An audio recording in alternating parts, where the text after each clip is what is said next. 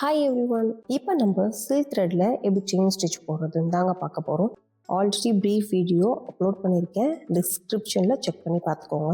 And நிறைய பேர் கேட்குற கொஷின் என்ன அப்படின்னா, இந்த நீடிலில் த்ரெட்டு மாட்டும் போது கட் ஆகிடுது அப்படின்னு சொல்லிட்டு தாங்க. அதுக்கு மெயின் ரீசன் என்னென்னா, ஃபஸ்ட்டு குவாலிட்டியான த்ரெட்டாக பார்த்து வாங்கணுங்க. அண்ட் இன்னொரு விஷயம், நம்ம ப்ராக்டிஸ் பண்ண தாங்க வரும்.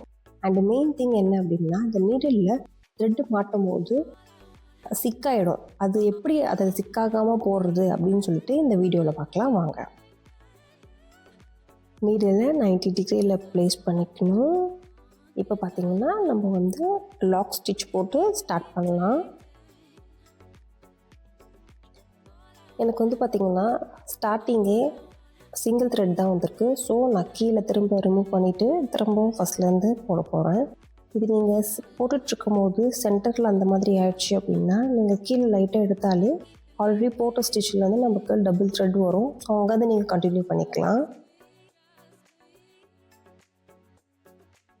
நம்ம எப்பவுமே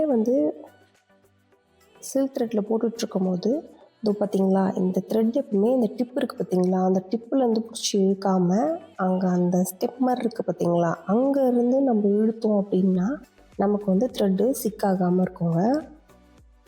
இதோ பாருங்கள், இது மாதிரி.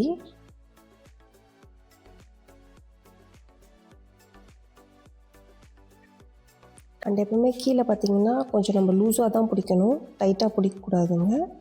அண்ட் ஆஸ் யூஷுவல் எப்பவும் போல் எண்டு நாட் லாங்காக த்ரெட் எடுத்துக்கிட்டு அதுக்கு பக்கத்தில் குட்டியாக ஒரு ஸ்டிச் போட்டு இந்த லாங் த்ரெட்டுக்குள்ளே நீடல் விட்டு இந்த குட்டியாக இருக்குது பார்த்திங்களா, அந்த த்ரெட்டை வச்சு இழுத்தோன்னா லாக் ஆகிடும். மோர் வீடியோஸ்க்கு சேனலை லைக் பண்ணுங்கள், கமெண்ட் பண்ணுங்கள், மறக்காமல் சப்ஸ்கிரைப் பண்ணுங்கள். Thank you from R easy.